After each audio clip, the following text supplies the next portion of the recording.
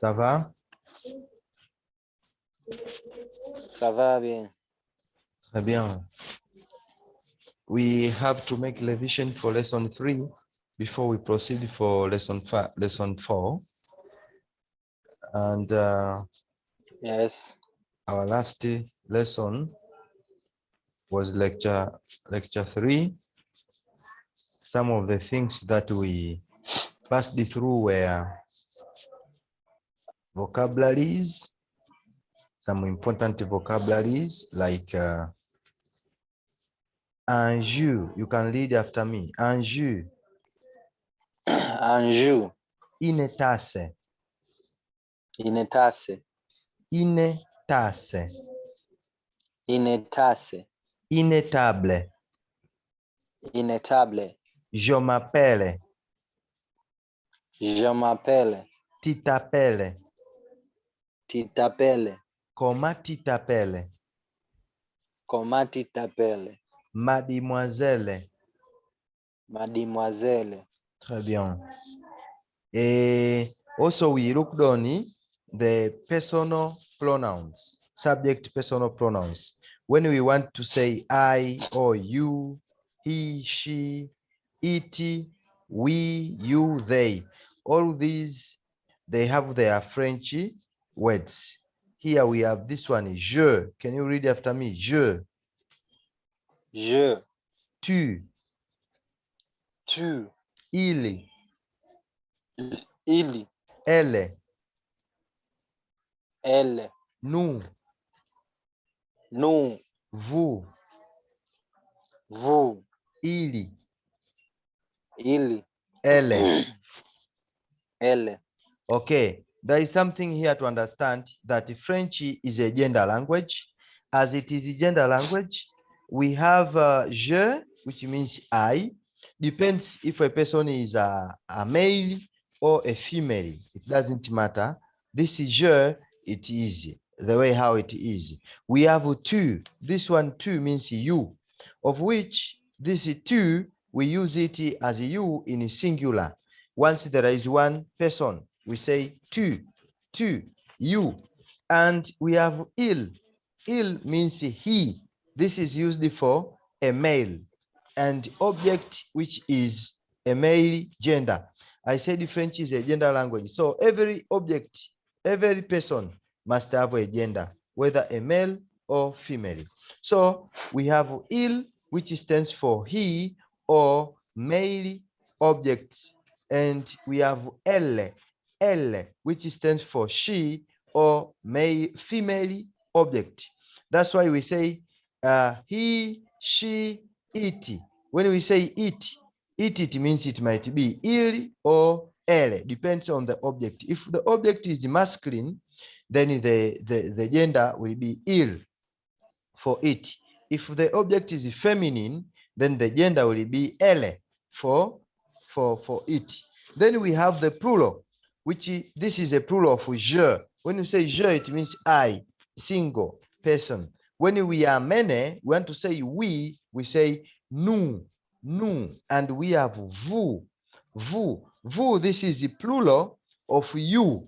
You see this you in the blanket, PL. This you in the blanket, SING, sing. This is singular and this is plural. So when we address many people, we want to say you, we say vous.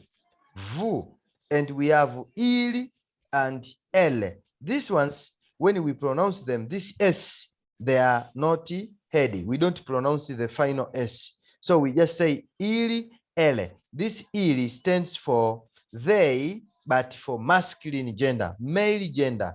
And the elle stands for feminine, but for female gender. Up to that point, are we together? Yes. It's just a revision. Then we had this song, Bonjour les amis, comment ça va? Bonjour les amis, comment ça va? Ça va bien, ça va mal. Ça va comme ci, comme ça. Bonjour les amis, comment ça va? Good morning, friends, how are you? I think you are aware of this. And Yes. we said there are two auxiliaries. Auxiliaries in French are very important. When we want to speak, we want to say I am, you a, we use auxiliaries. When we say I have, you have, we use auxiliaries. So we're going to see the auxiliary for to be, like I am. This is called être, And auxiliary for to have, that is for possession, we use avoir, So let's see être and avoir. We start with avoir. This is avoir here. As you can see, this one, j'ai. Répétez après moi. J'ai. J'ai. Tu as. Tu as. Il a. Il a. Elle a. Elle a. Nous avons. Nous avons. Vous avez. Vous avez. Ils ont. Ils ont. Elles ont. Elles ont. These are verb to have. As you can see the translation as it shows there. So when you say j'ai, you can put an object. For instance, I can say j'ai un portable. J'ai un portable. Or I can say j'ai une tasse. J'ai une tasse. That means I have a cup. So this shows possession. This shows possession. Then here we can see object. Object, le vocabulaire, object things, like une gomme. Can you read after me? Une gomme. Une gomme. Une radio. Une radio. Une robe. Une robe. Une télévision. Une télévision. Une dame. Une dame. Une orange. Une orange. Une table. Une table. Une chaise. Une chaise. Très bien. These are objects that we have. Objects that we have. We can have more objects, but mind you, this object here, you can see they start with the une. And most of them, they are ended with the e. So we have one formula. The objects that are starting with the une relies on feminine gender. They are in female gender. And we are going to see the object which are starting with the most of them, they are not ended with the e. They are not ended with the e. But some of them, they are ended with the e, like livre, téléphone. But most of them, they are not ended with the e. These ones relies on masculine gender. Male gender. We have this one. Un stylo. Répétez après moi. Un stylo. Un stylo. Un crayon. Un crayon. Un livre. Un livre. Un cahier. Un cahier. Un téléphone. Un téléphone. Un chemin. Un chemin. Un monsieur. Un monsieur. These are masculine things or people, because when you say un monsieur means a man or a mister. Then we studied this one, making sentences. Composer les phrases, making sentences. We have used the verb être and verb avoir. That is showing the attribute and showing the possession. Showing the attribute, that is sifa. Attributes means sifa. Like when you address, you introduce yourself. Je suis étudiant. Je suis étudiant. I am a student.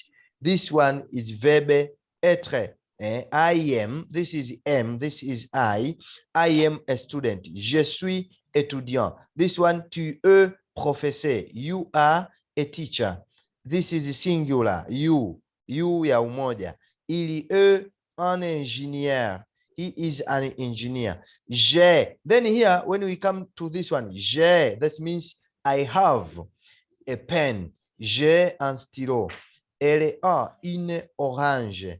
She has an orange. She has an orange. As you can see, nous avons une radio. We have a radio. Vous avez une voiture. You have a car. Can you read after me? Je suis étudiant. Je suis étudiant. Tu es professeur. Tu es professeur. Il est un ingénieur. Il est un ingénieur. J'ai un stylo. J'ai un stylo. Elle a une orange. Elle a une orange. Nous avons une radio. Nous avons une radio. Vous avez une voiture. Vous avez une voiture. Très bien, très bien. So this was the lesson of the previous week before we stopped our program. So today, let us see lecture 4. Let us see lecture 4. What have we got here? In lecture 4, we are going to rely much on self-introduction. We are going to see important verbs that will lead us to introduce ourselves. So, as usual, this is our lecture 4. And in lecture 4, we are starting with the numbers a little bit. We want to cover number 1 to number 20. These are basic numbers in the French language. So you read after me. 1, 1, 2, 2, 3, 3, 4, 4, 5, 5, 6, 6, 7, 7, 8, 8, 9, 9, 10. 10. So this is number 1 to number 10. Then we have number 11 to number 20. 11. Number 11 is 11. Can you read after me? 11. Hello? 11, 12. 12, 13. 12, 13. 13, 14. 14, 15. 15, 16. 16, 17. 17, 18.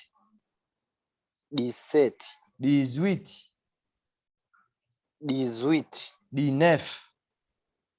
19, 20. 20, 20. 20. So this is number 11 to number 20. You can see these numbers are in single. 11, 12, 13, 14, 15, 16. But when we reach number 17, it means 10 plus 7. When you look at this one here, we have number 10, which is this one, this, and we have number 7, which is set. So when you say this set, you get number 17. Then you follow the suite, number 18. That is 10 plus 8. Number 19 also is 10 plus 9. This 9, 20. 20. This one is pronounced 20. Can you repeat 20? 20, 20. 20. Okay, now we start number 1 to number 20. 1, 1, 2, 2, 3, 3, 4, 4, 5, 5, 6, 6, 7, 7, 8, 8, 9, 9, 10, 10, 11, 11, 12, 12, 13, 13, 14, 14, 15, 15, 16, 16, 17, 17, 18, 18, Sweet. Actually, here there is sweet. 18, 17, 17, sweet. 18, 19, 19, 20. 20. This are number 1 to number 20. So let us see in self-introduction, what are the important things to consider when you introduce yourself by using French language. The first, you have to know how to say your name. The second, you have to put your age. And the third, your occupation. Fourth will be a place of residence. And the last, you can add as much as possible. But here, we've put interest. What is your interest? If you need someone to know you, should know you in terms of age, name, occupation, place of residence, and what do you like. Because also using French language, talking French language can make you get more friends, and those friends will need to know your interest. What are you interested with? What are things that you like to do in life, so that they know if you are a good partner to them or not.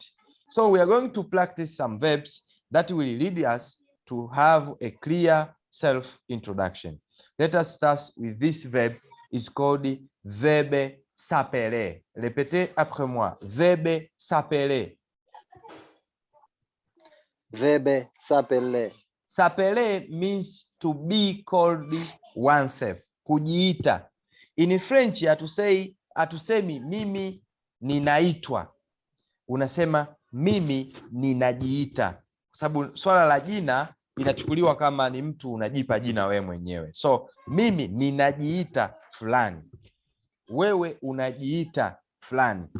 Kwa tunasema hivyo tukitafsiri. Ndio maana ya hii ma, je ma. Hii ma inayotokea hapa unaposema je m'appelle, maana yake tunatafsiri kwa Kiingereza my name is, lakini tafsiri halisi I call myself, then you put your name. So this we practice this verb, that is je m'appelle. Can you read after me? Je m'appelle.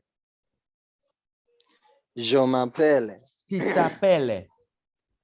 Tu t'appelles. Il s'appelle. Il s'appelle. Elle s'appelle. Elle s'appelle. Nous nous appelons. Nous nous appelons. Vous vous appelez. Vous vous appelez. Il s'appelle. Il s'appelle. Il s'appelle. Il s'appelle. Elle s'appelle. Elle s'appelle. Oui, c'est ça. Je m'appelle. Tu t'appelles. Il s'appelle. Elle s'appelle. Nous nous appelons. Vous vous appelez. Il s'appelle. Elle s'appelle. So this is verb s'appeler. So when you introduce yourself, you say, je m'appelle Siegfried. Je m'appelle Ramadan. Je m'appelle Joseph. Je m'appelle Isabella. Je m'appelle Judith. You can put your name after the word je m'appelle. If you want to tell your friend, tu t'appelles, your name is, as the translation is showing in our screen. So this is verb s'appeler, to be called oneself. Namna ya kujiita, how to call yourself, your name. Then we come across this verb is called verb avoir au présent, because we have seen after introducing your name, you have to tell the number of your age. And the age, according to French culture, the age is possessed. That's why we don't say I am 10 years old like in English. No, we say I have 10 years. I have 10 years. But in English, we can't say I have. We say I am 10 years old. We use verb to be. But in French, we use verb to have, because years are possessed. Years are possessed by a person who has already lived that particular period of time. Coming across to this verb avoir, we've already seen it in the previous lesson, but here we have to practice it. When you say j'ai means I have, tu as means you have, il a means he has, elle a means she has, nous avons, we have, vous avez, you have, ils ont, they have, males, elles ont, they have, females. Now let's start with this one. J'ai. J'ai. J'ai. J'ai. Tu as. Tu as. Il y a. Il y a. Elle a. Elle a. Nous avons. Nous avons. Vous avez. Vous avez. Ils ont. Ils ont. Elles ont. Elles ont. J'ai une tasse. J'ai une tasse. J'ai un soda. J'ai un soda. J'ai une orange. J'ai une orange. J'ai un téléphone. J'ai un téléphone.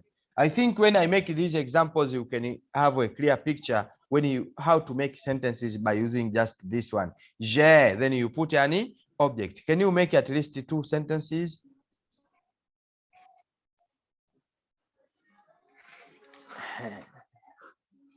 By using j'ai. J'ai and the object, like how I did here just few minutes. Okay. That's the situation which I have here. I don't have anything to show you. It's not necessary to show. I want to hear you speaking. I have to show you because I need you to understand. I have to show you more examples. You are supposed just to speak and imagine. Okay. Because when you speak, I understand. Oh my God. J'ai un juice. Très bien. J'ai un juice. Très bien. Another sentence. Okay.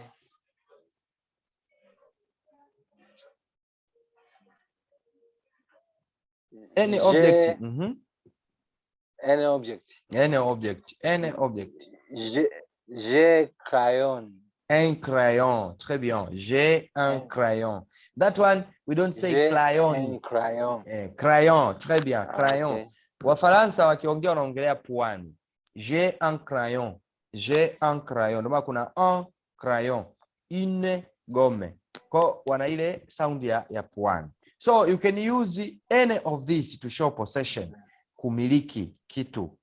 Aya. Kuna hii verbe être au présent. Hii sasa ukiwa unasema I am. Maybe we have seen here that when you introduce yourself, you have to tell us your name, you have to tell us your age, then you have to tell us your occupation. So when you introduce yourself, you want to speak about occupation. That means you are going to use verbe to be. Verbe to be, which is this one. I am a teacher. Je suis professeur. I am a student. Je suis étudiant. So here we are going to use je suis. But once you want to talk about the second person, you say tu es professeur. You are a teacher. Il est professeur. He is a teacher. Elle est professeur.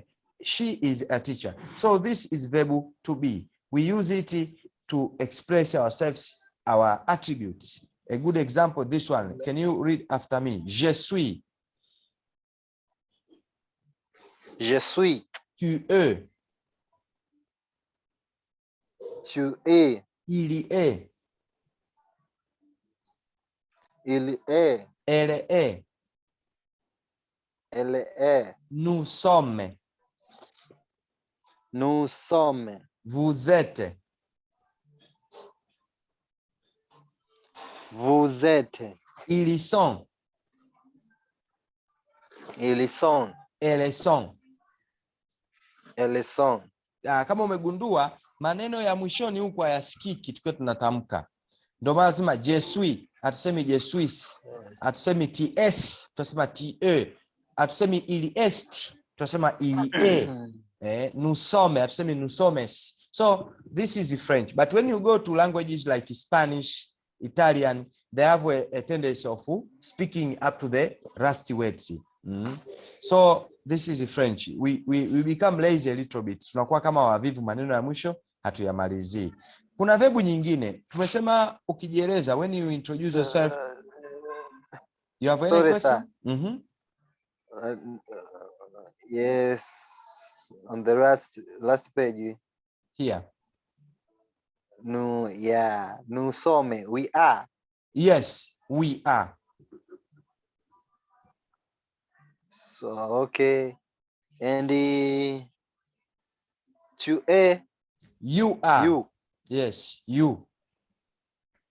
are. Yes. So what makes the difference between to a there is a es front, and here there is some. Aha, okay. The difference is these forms of verb to be, the words like sui, some, eti, sont. All these forms are the way how they are. Their meaning are the same, but their structure is different.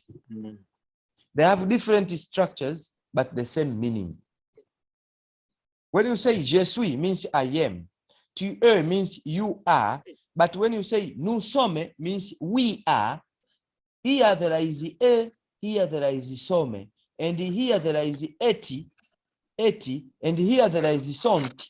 But sont, eti, some, and a have got the same meaning. All of them they mean are in English when you translate it. But in reality, they have different structures. So what are we supposed to do? Just to put them in our minds. When someone says je suis means I am. Tu es means you are. Il est means he is. And this one, est means is.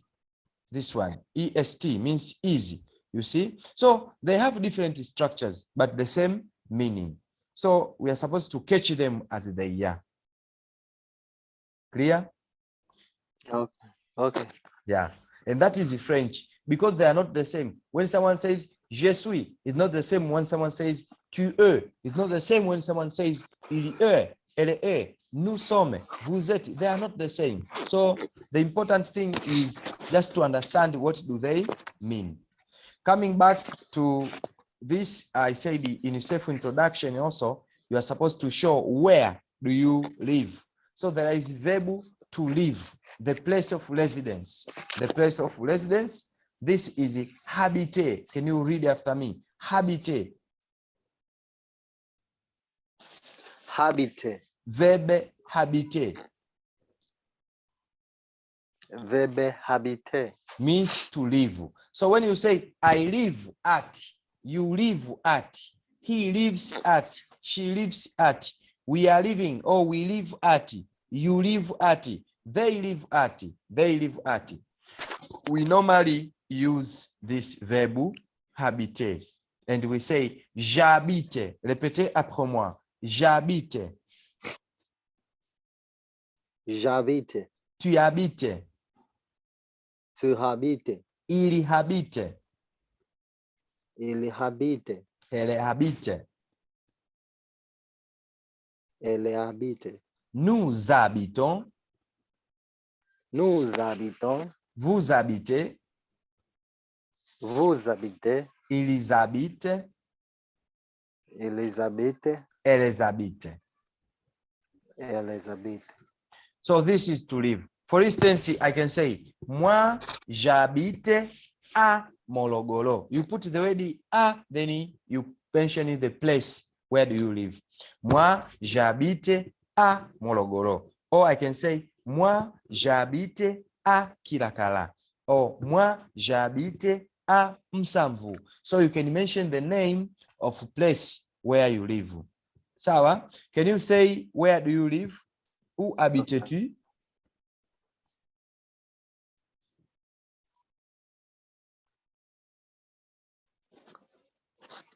J'habite à Dar es Salaam. Très bien. J'habite à Dar es Salaam. Tunasema Dar es Salaam because of M. Dar es Salaam. Exactly. A, B, C, D, E, F, G, H, I, J, K, L, N, M. Dar es Salaam. So, j'habite à Dar es Salaam. Très bien. Then, we have to say or to show what do we love or what do we like. And in love and like, we use... Sorry, sir. Yes. Sir. Nasema bonyeza si kwenye screen, naona sioni screen sharing yako. Oh.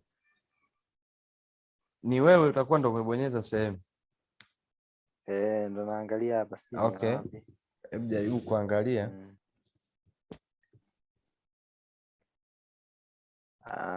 Tayari. You are back now. Yes. Okay. So now we have this one is called verbe aimer. Verbe aimer means to love or to like. When you say I love, you say j'aime, tu aimes, il aime, elle aime, nous aimons, vous aimez, ils aiment, elles aiment. So here you say j'aime. Can you say j'aime? J'aime. Tu aimes. Tu aimes. Il aime. Il aime. Elle aime. Elle aime. Nous aimons. Nous aimons. Vous aimez. Vous aimez. Très bien. Vous aimez. Vous aimez. Ils aiment. Vous aimez. Ils aiment. Elles aiment.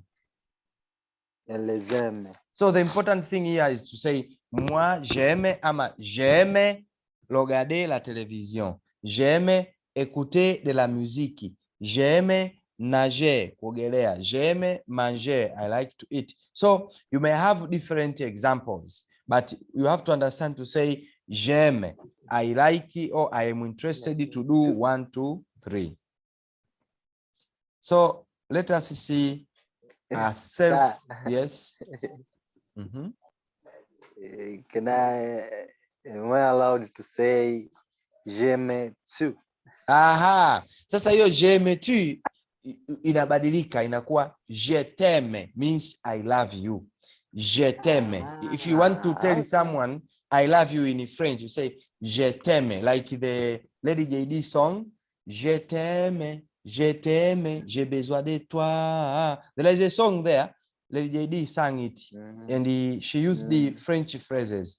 Even Alikiba ameimba kwenye ile nyimbo yake ya Aje, akasema oh mon amour, je suis quelqu'un de bien, je veux vrai, c'est toi tu vas m'essayer, je t'aime, c'est toi, je t'aime, ndo hiyo kwamba I love you. When you say je t'aime, sasa hapa kuna format inajitokeza when you want to express to someone that I love you. It will be like this: je t'aime. Can you see my screen here? I can see your screen here. Yeah, so you can see I will show this one. Je t'aime means I love you. Je t'aime means I love you. So this comes from the word love or like. Okay? Yes. Okay. So let's see the introduction of this lady. There is a young lady here, made an introduction. Can you try to read? Je m'appelle Isabelle. Je hiyo 14 kwa French ishasa. 14 bado mapema. Utarudia zile notes. 14 ans. Hii ans inatamkwa a, hii s mwisho haisikiki. Ambayo hiyo tunasema years. Old. Years old. Yes, years old. Je m'appelle Isabelle. J'ai 14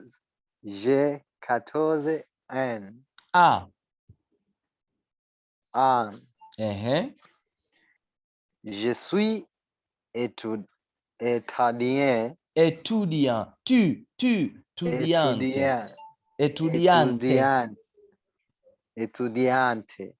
Why etudiante? Etudiante. Why? Because it is Isabelle. Isabelle ni wa kike. Ndio maana hapa inakuwa estudiante. Hapa tunafuata kama Spanish wanavuta. Estudiante, Start from here. Je suis estudiante. Je suis estudiante.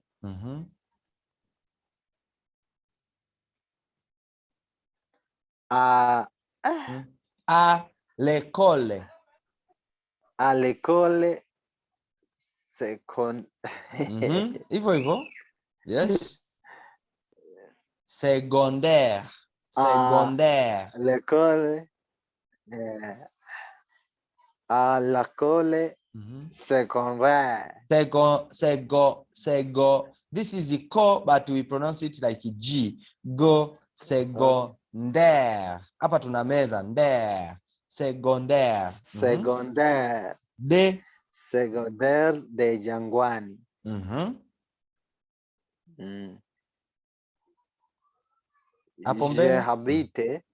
J'habite à Kimara. Kimara. J'aime regarder la télévision. Télévision, très bien. Télévision. Mwisho akamalizia merci. Merci, très bien. Je m'appelle Isabelle. J'ai 14 ans. Je suis étudiante à l'école secondaire de Jangwani. J'habite à Kimala. J'aime regarder la télévision. Merci. So this is a simple self-introduction. You have to practice, and I leave you the homework to prepare your self-introduction. You have to write it. You take a picture. You send it to me, because I'll send you these notes. You'll be able to read, and you will record an audio. You send it to me via WhatsApp. You write and you read. You record an audio. Je m'appelle Ramadan. Je utataja umri wako. Je suis utataja wewe ni nani, occupation yako, kama ni mwanafunzi, kama ni nani utajisema, kama ni chuo utajiongeza mwenyewe. J'habite à Dar es Salaam, au utataja mtaa au Bungo, Amanzese, Kariakoo. J'aime utasema unapenda nini. Let us finish with expressions showing. Sorry, sir. Welcome. I have a problem here on pronouncing an age. Age. 14 ans. 14 ans. 14 ans. 14 ans. Okay. 14. 14. 14. Hiyo hapo na shida kwenye kuziunganisha. Hiyo 14 naiona. Sasa bado ndo unaanza. Mbeleni huko utaweza kuunganisha. Sasa hapa sitaki kukufundisha kama vile tunasoma baba na mama wana kula chakula kama tunavyosoma shule ya msingi. Lazima tuanzie hapo level ya katikati fulani hivi.